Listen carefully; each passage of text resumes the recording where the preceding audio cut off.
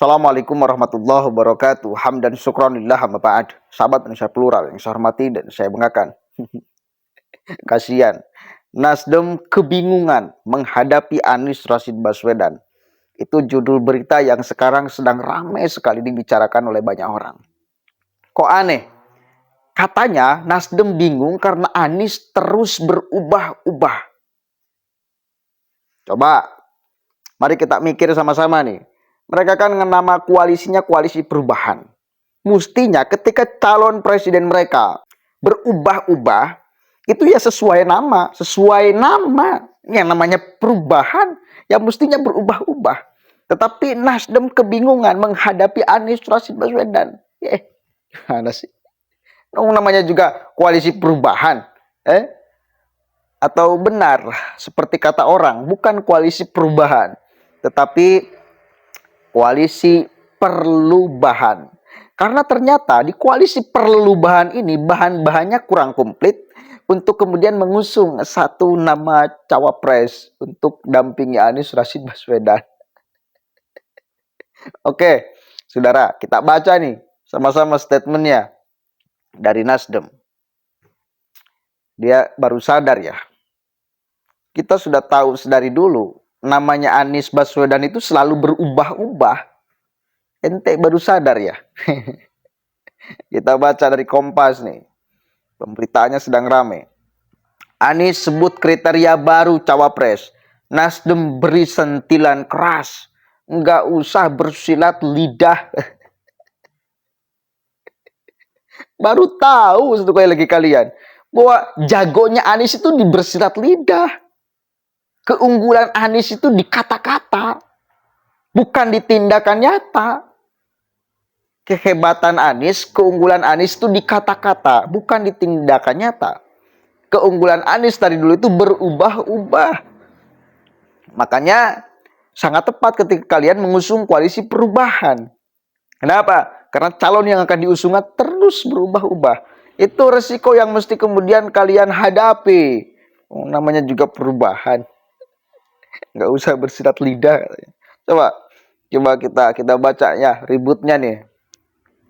Wakil Ketua Umum Partai Nasdem Ahmad Ali memberikan sentilan keras kepada Anies Baswedan yang menambah kriteria baru untuk cawapresnya di Pilpres 2024.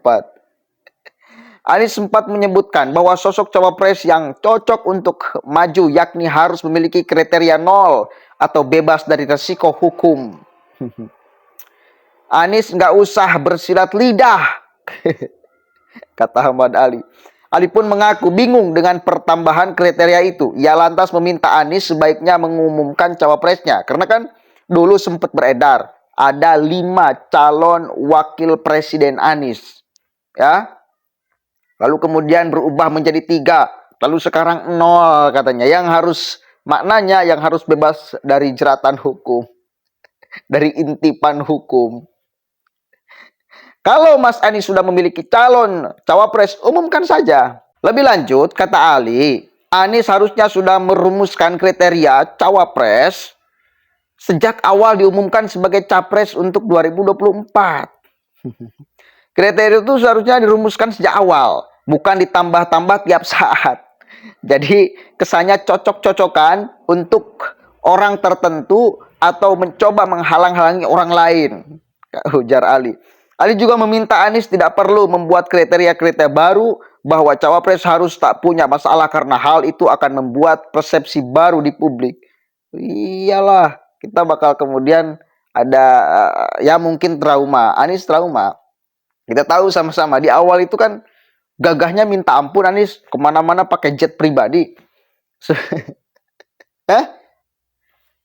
Sebelum kasus BTS nih. Tetapi setelah kemudian kasus BTS terungkap, si Johnny G. Plate lalu dipenjara, dia tidak kemana-mana. Tadinya ketika kemana-mana pakai jet pribadi gagah, ketika ditangkap, kita kan menjadi berasumsi nih, ada apa? Jangan-jangan.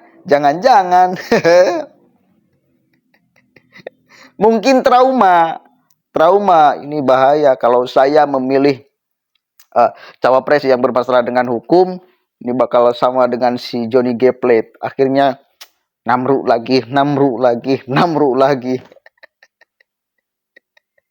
Lalu, daripada dia mencocok-cocokkan orang yang dia mau, kan susah nanti kita.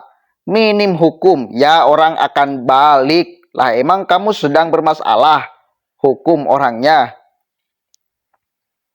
Ya kan, ujar dia. Itu kan malah dari Nasdem sendiri yang kemudian membalikan kalimat itu. Emangnya kamu sendiri yang sedang bermasalah? Coba bayangkan. Di internal mereka. Jadi ketika mereka menceritakan pencegalan-pencegalan, ini sebetulnya nggak terjadi pihak eksternal yang mencegal. Tetapi di internal mereka yang saling jegal satu sama lain. Di sisi lain, Anies mungkin ingin AHY, tetapi di sisi lain lagi Nasdem nggak mau AHY. Jadi saling gontok-gontokan di dalam. Karena mungkin Nasdem akan rugi. Oh, masa iya Partai Demokrat punya calon wakil presiden? Ini kan Anies bukan siapa-siapa. Bukan kader Nasdem juga. Nanti mungkin pikirannya, rugi saya kalau kemudian AHY menjadi cawapres. Makanya ini sebetulnya ya dari dalam. Makanya ketika Julpan Lindan, pendiri Nasdem mengatakan ini bukan koalisi perubahan, tapi koalisi perubahan. Kenapa? Karena belum lengkap bahan-bahannya untuk mengusung satu cawapres. Karena iman politik ketiga partai ini masih belum kuat, belum solid, belum ada mungkin belum ada kesepakatan untuk siapa calon wakil presidennya. Dan ketika Anies memilih AHY, Nasdem nggak mau. Kan itu. Jadi yang menjegal siapa? Apalagi kemarin cerita Surya Paloh ketika bertemu Jokowi. Apa kemudian dia cerita? Jokowi tanya cawapresnya siapa? Itu kan memberikan jawaban yang paten kepada publik bahwa nggak ada pencegahan dari istana. Malah ditanya kan, kalau memang itu cerita benar. Malah ditanyakan sama Jokowi, itu cawapresnya siapa Anies? Artinya istana merestui.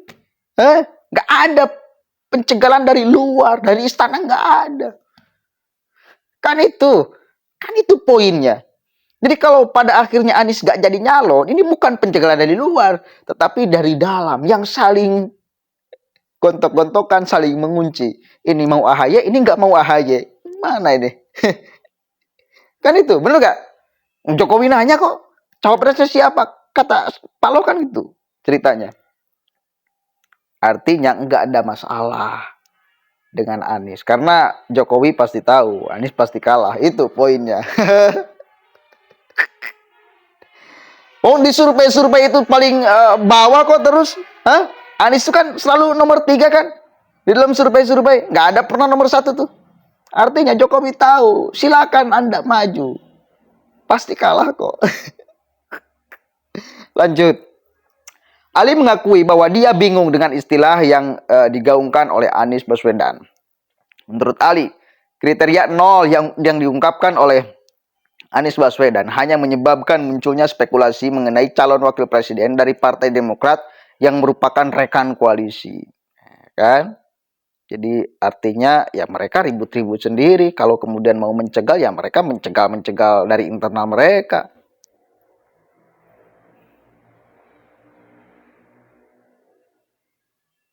Oke, intinya itulah. Intinya ya mereka sedang bingung dengan Anies yang selalu berubah-ubah menentukan kriteria calon wakil presiden pendampingnya.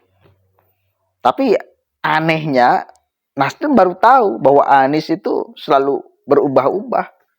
Dari dulu juga selalu berubah-ubah kok. Dan itu kan yang sebetulnya kalian inginkan. Kan namanya juga koalisi perubahan. Mestinya jangan aneh. Dengan Anies yang selalu berubah-ubah, nama itu menjadi doa. Saudara, hati-hati, nama itu menjadi doa. Ketika nama koalisinya koalisi perubahan, maka ya Aniesnya juga terus berubah-ubah. Mestinya kalian bersyukur, alhamdulillah, doa saya dikabulkan. Karena calon presiden yang kita usung selalu berubah-ubah, meskipun memusingkan. Wes lah, mudah-mudahan ada manfaatnya. Dan kita lihat nanti ke depannya. Apakah benar Anies Baswedan menjadi calon presiden atau gagal? Kalau gagal, jangan nyalahkan orang lain. Internal mereka, internal koalisi perubahan yang belum beres. Assalamualaikum warahmatullahi wabarakatuh.